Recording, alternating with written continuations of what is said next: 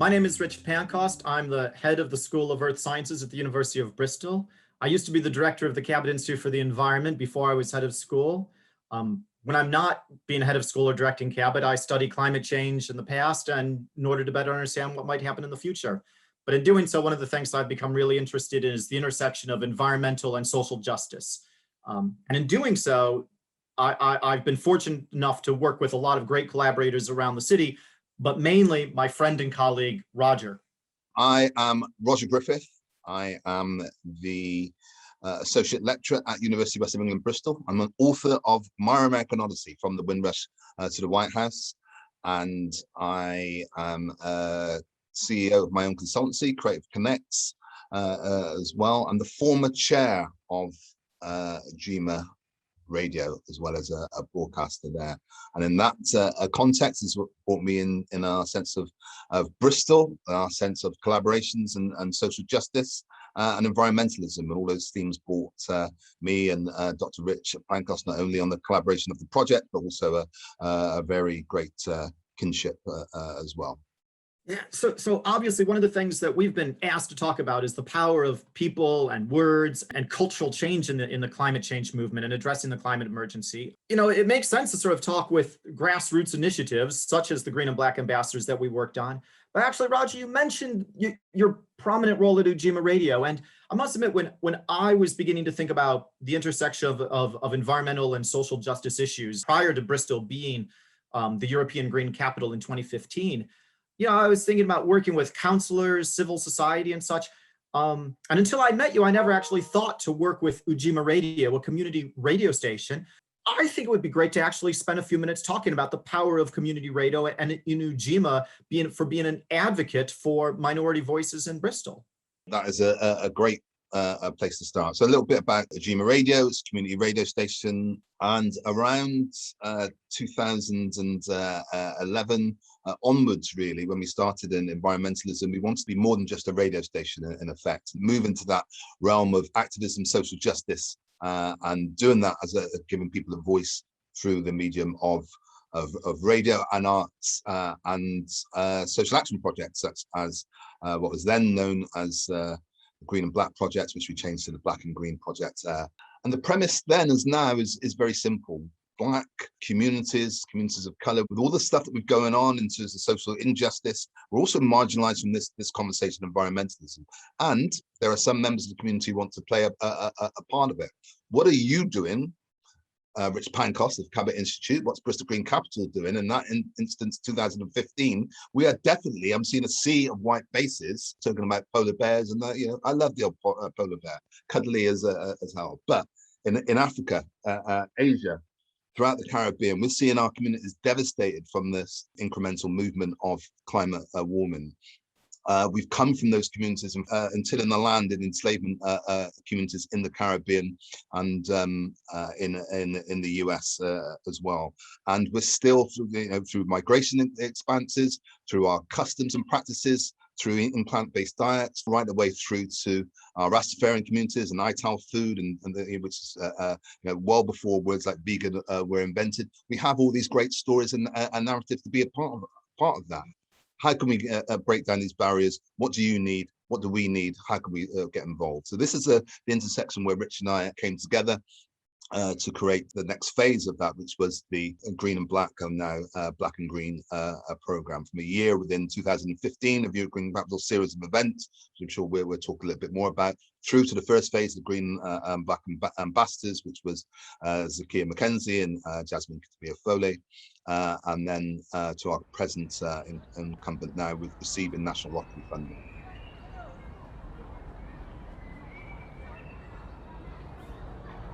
Back to my roots, I was back to thinking naturally. Vital, I did it ITAL, organically. Waited by the counter, they couldn't wait to count me out. I didn't hold too much weight and my account was like a balance beam. Seeds from my family tree, the ambassador of Black and Green. I was exhale, breathe, inhale, carbon tax relief. Permanently cultured with a permaculture strategy. Those who can't hear get the perm culture tragedy. Over-consumers who claim they know what they're doing, they lecture those who produce it but can't own the producing. It was focus on inclusion or a hopeless intrusion. I see them following the yellow brick road of pollution. Facade and wizardry from a whole institution. No lying, I just want to see what your goal is as humans. We own the conclusion. If it's no place like home, you can't appropriate my growth and control the solution. And I mustn't confess as well, certainly in the year 2021, when we're filming this, it's almost a bit embarrassing to reflect on how naive many of us in the environmental movement were in 2014 and 2015. And the connections between exploiting labor and exploiting minoritized groups and the legacy of slavery and the similarities of that between exploiting the environment, exploiting the planet, all as a consequence of the type of economy that we built are so painfully obvious right now in the era of Black Lives Matter and such. We know that the forces that lend us to exploit marginalized groups are fairly universal. And yet in 2014 and 2015, I think one of the issues is that we thought it was fairly implicit. We thought that probably the environmental movement was somewhat left-leaning and therefore was a natural home for social justice, and that I think we assumed at the time that we were predisposed to being welcoming and understanding. And of course, the problem was that we lacked diversity, and therefore we lacked a sophisticated understanding of those issues. And those have come to the forefront over the past couple of years. But I definitely remember some of my first conversations. Every time I give a climate change talk, there was a long time when I didn't mention the social justice issues, mainly because I didn't think that telling the audience that they were bad people was a way to motivate change. And around 2010, 2011, 2012, I stopped doing that. I felt it was dishonest. You needed to talk about those social justice issues. You need to talk about not polar bears, but as you said, Raj, you need to talk about the people who were suffering now because of climate change. People were suffering now because of environmental degradation. And so I put that a lot more into my talks. And certainly I was putting that into a lot of the presentations in the lead up to the Green Capitol, at which point I was called out by a couple of friends. I was called out by you. I was called out by Marvin Reese before he was even a mayoral candidate, and said, absolutely agree that there's a profound intersection between environmental and social justice. So how come I go to your events and I only see white people in the audience and I only see white people on stage? And that was a real wake-up call to realize that diversity could not be taken for granted by any of us, and we needed to put real effort into it. And I really appreciate all of the labor that you put into of sort of like helping me on that journey and helping me understand. It's been incredibly fulfilling and successful. But I think it was a challenge for the city at the start for us to have that conversation, because we were meant to be celebrating the Green Capitol. We were meant to be celebrating this huge achievement. And then all of a sudden we were asking these difficult questions about, well, why is the environmental movement non-inclusive? Why is it not diverse?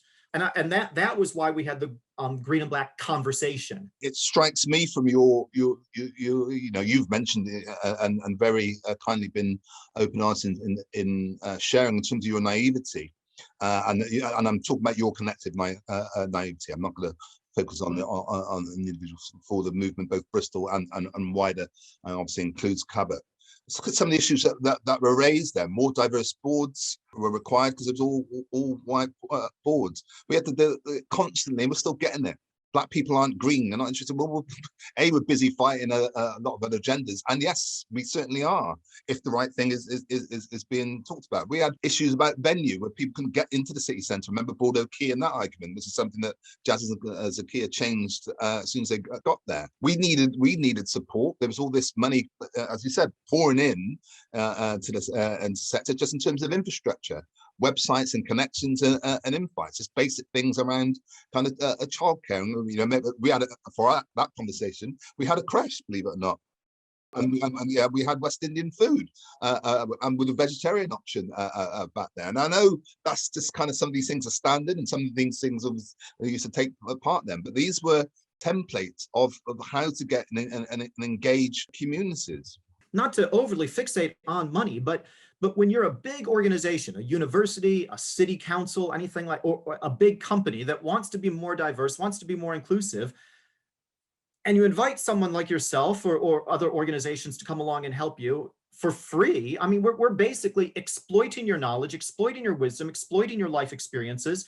And again, that was one of the really early things that you write. It's why we paid the Green and Black ambassadors, why we pay the Black and Green ambassadors, because they are bringing knowledge and labor How did you find it in the early going? Because to me, well, I had a lot of privilege. So I could have those difficult conversations and argue with my friends, if you will, and argue with colleagues and say, we need to change.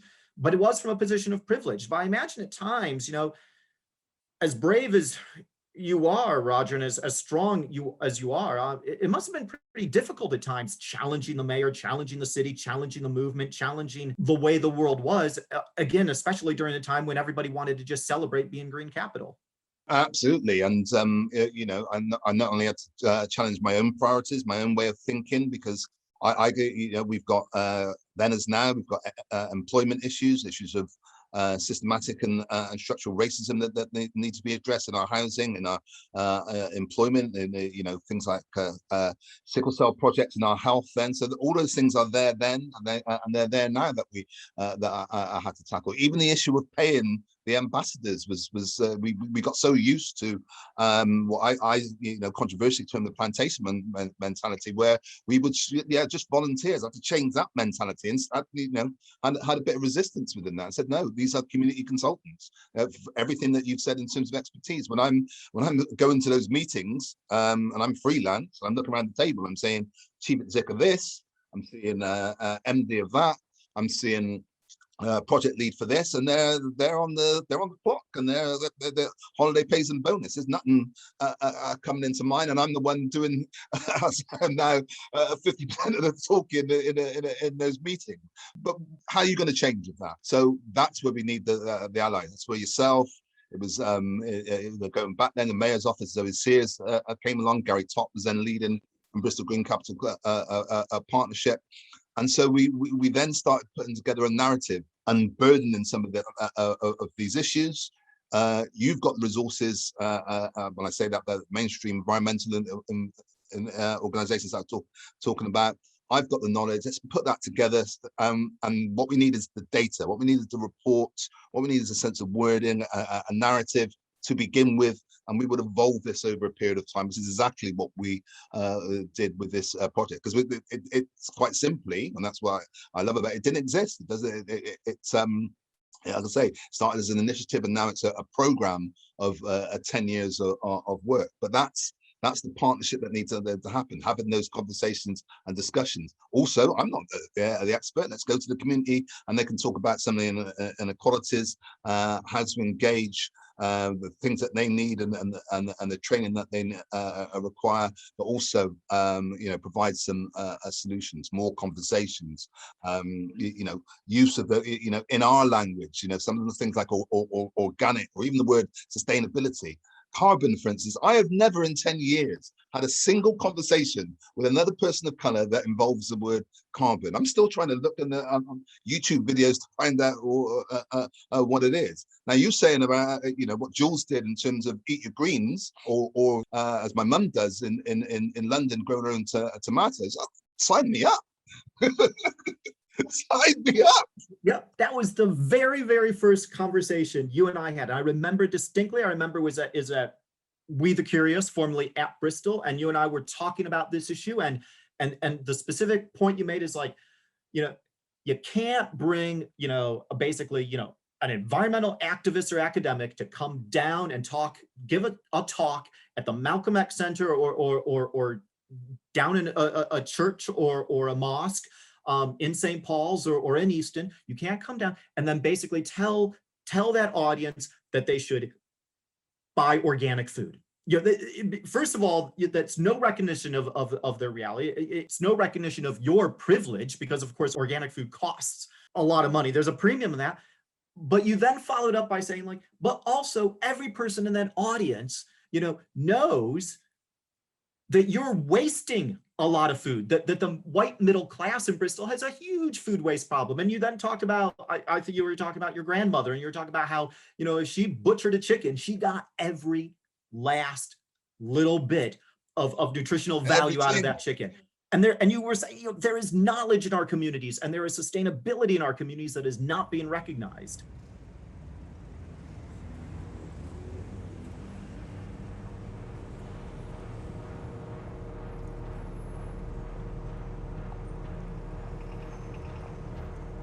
List and present it for the misrepresented.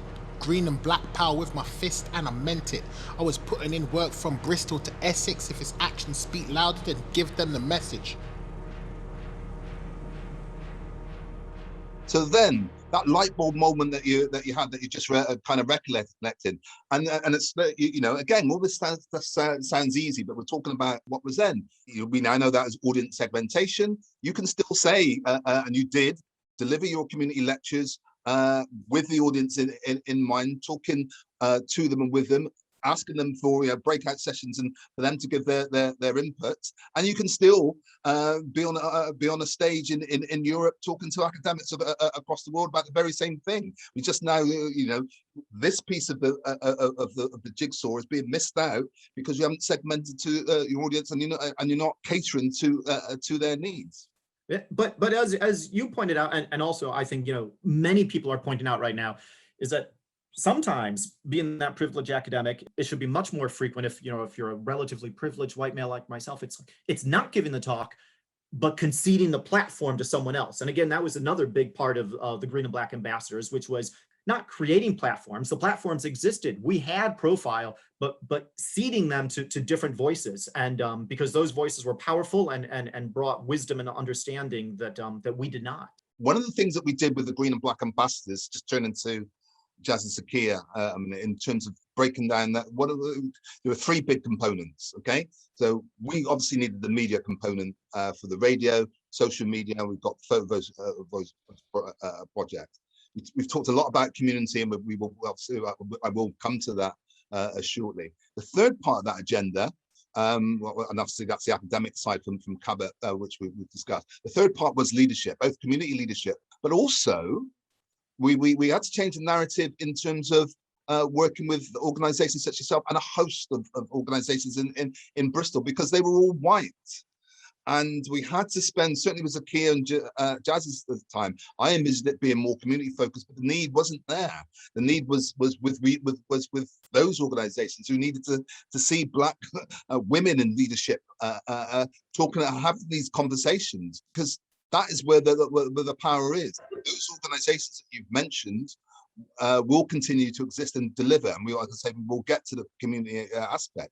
But I don't want to kind of brush over the important work of just hearing Black people in that space and the leadership. And again, now we look back and we can say, well, that's a reverse mentoring that was taking place there. Whereas you said you were listening for the first around issues around diversity and inclusion, directly involved about race and social justice, around costs of things and the like, and having these conversations. I get so uncomfortable whenever I'm talking about the ambassadors, and I'm talking about the training aspect, because of course, we did the media training, and colleagues at the university did some training on co-production research. I did some training around climate change. And the reality was, we in the institutions were being trained. That reverse mentoring was so fundamentally important. I feel always a little awkward saying, because I'm certain that I learned more from them than they learned from me.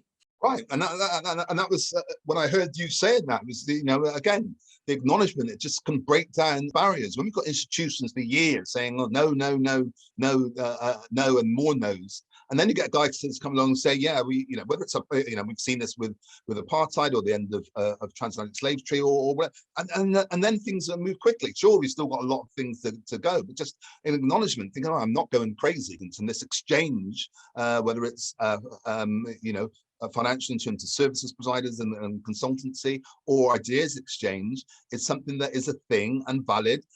Can be utilized. Our struggle is part of that experience, and if we're going to talk about the include, this is where the heart of it is. And again, there's only so much I can give towards that. You need different community leaders and Kaltner in her field, and Maya, and lots of different kind of community groups and faith-based groups in terms of Muslim and as I say, Rastafarian communities who are and doing this nature of work. But we needed to kind of be in the center of activism of where it was taking place with Avon and Wildlife Trust, currently doing some stuff with Bristol and a variety more, because again, they're the ones attending these meetings. And when you're starting to hear about these grandfather tales and getting peaches in as well as part of that narrative, and Lord Lieutenant now, but she comes from an enslaved community in the Carolinas. And Roy Hackett. And what did Roy Hackett say when we asked him? He said, "Yeah, everybody wants to know about the racism and the Bristol bus boycott and the struggle, but no one's asked me in my life about that. I was a farmer's boy, and he grew up in a farm in Jamaica." And he still misses that community, and now I think it's from St. Anne's that he is in Jamaica. No one had said, well, no one asked me about those things. Again, it's only a certain part of that narrative that people want to know, and of course we're far more multidimensional than that. It's so easy in the institutions at University of Bristol to sort of say, oh, well, we'll solve our problems with unconscious bias training or focus groups and such. I think they're useful and they're valuable because it asks individuals to understand their own biases. But as an institution, it completely ignores the structural systemic racism in higher education, just like Black Lives Matter highlighted the structural racism in policing. But I have seen institutions finally actually having conversations around structural and systemic racism and potential solutions. And as you said, finally having conversations around positive action.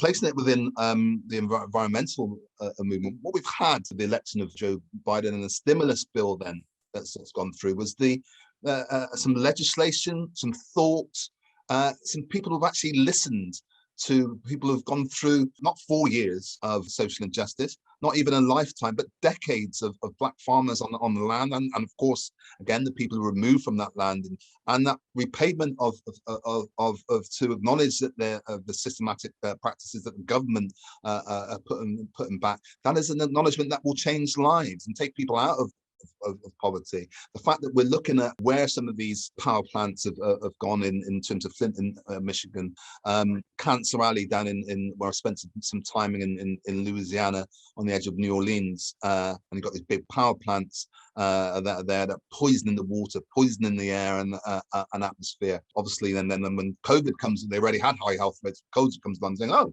there's a spike there. I wonder what that is." Well, yeah, okay, it's just because they're Black people. Well, there's a reason, and they were stuck there because of, again, the systematic stuff there. These things are acknowledged, and it's now for people like myself to examine the policy and see what we can do here. We've already seen the death of that young girl due to clean air in London.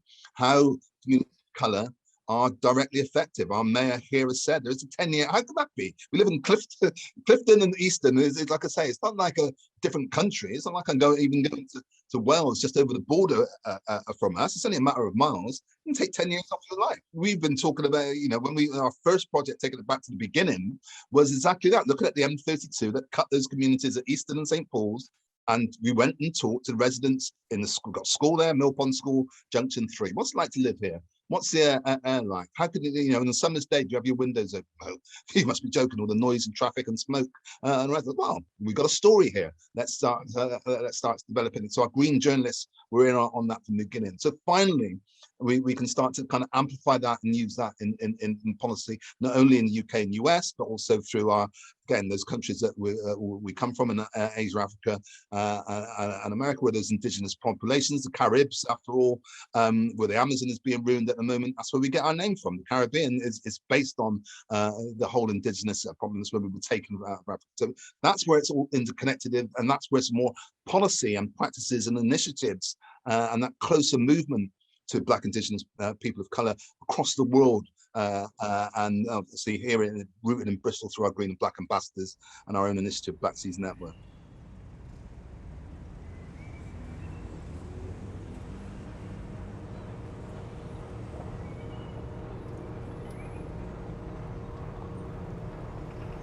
Stop telling them what to do, you should be telling them what's what. Praise them a long loss who taught me waste not, want not. I was saving up non-stop, but you prove it's not worthy. You can't do the world dirty and then claim you've got compost. I can't see the meaning of what you're dealing with. If it's not each one, teach one, it's give a man a means to fish. It's only gaslight and elitism I'm beefing with. Otherwise, I'd try a vegan dish. The pursuit of grassroots should be life essentially, and the laws of second nature, the vibe was entropy.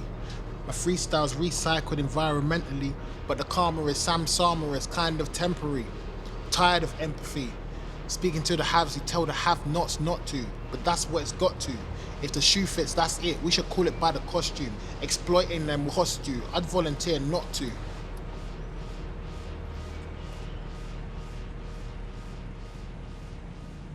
And you've mentioned not just all that experience the community brings, but I mean, I'd hope that anybody who's like sitting through this conversation is, listening and hearing like, all these names that we throw around, people who've inspired us, people we've worked with, people, and by God, if there's someone listening to this conversation, I hope that the one thing they take away from this, and they never say again is, how do we get Black people interested in nature? How do we get Black people interested in the environment? The interest, I'm embarrassed for times that I probably did say that in the past. The interest is profound, it's deep, it's cultural, it's there. Just because we're ignoring it doesn't mean that it's not there. And it's so much great potential. And I think that's sort of where I was talking before about like how it was, the original conversations were challenging, but they were also joyful to hear all these different perspectives. And it was fantastic. And it was a brilliant experience. And I hope other people like, people in these institutions, people with privilege like myself, stop looking at this as like some chore that they have to do and something that's quite exhilarating to go out and make new colleagues and collaborations. And it will be tough at times and they'll make stupid mistakes, but it will be powerful and rewarding. Absolutely. And it starts right there with that conversation. Same way you and I started, the same way we began, starts with a reach out, attending, finding out who's in your local community. We know that those in government have other priorities. We can't wait for anybody. You've got a good idea, find somebody who you can cotton on within the community and help you deliver it. Yeah, absolutely. I think there's just something about unleashing the power of the community. It is there. And, it's interesting because I think, one of the things that Cabot wants to do is they want to sort of share these reflections with governments, with leaders and such. And I think leaders are probably predisposed thinking I want to lead, I want to control, it's my job to do this. Well, sometimes the best part of leading is unleashing the talent and the passion of the people who are there already. And sometimes it means conceding a little bit of control. I certainly, I'm sure our mayor, one of his main messages to central government was give more power to the city, give more power to us. We can act, we're at the local level. But by the same token, community organizations will talk to our mayor and say, give us some resource, we can act. We're right in this neighborhood, right on the street. We can make a difference if you help us. And in terms of that, just at the local leadership level, it's also it's embodying that as you've done, and just listening, then standing back and throwing the kind of a full weight behind it. It's doing things with and not for, in a true cooperation of partnership.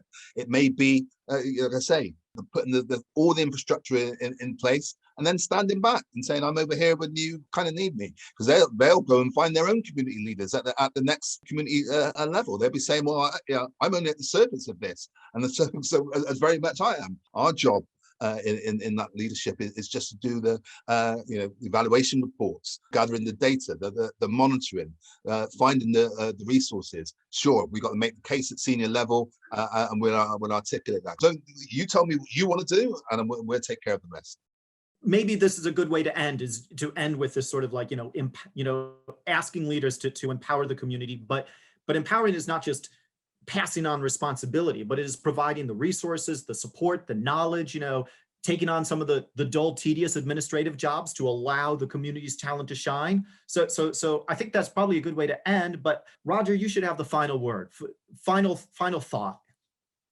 My final thought would be, as we've moved from George Floyd's last words, I can't breathe, to we can't breathe. So that racism has been there for centuries, like I say, since the plantation feels that it's still there, and we've still got remnants of it there. How are we going to, within racism and the environmental movement, trying to systematically deconstruct what's there? I'm asking for organizations to look within and seeing how they can do that, because you're experts here in the field. I'm asking them to get engaged with their community. And my final thought is that the pleasure and the journey that we've been on, both together as individuals from Ujima and Cabot and all the associated projects, we've walked shoulder to shoulder as our former civil rights actors have done in the past. It's been an absolute pleasure. List and present it for the misrepresented.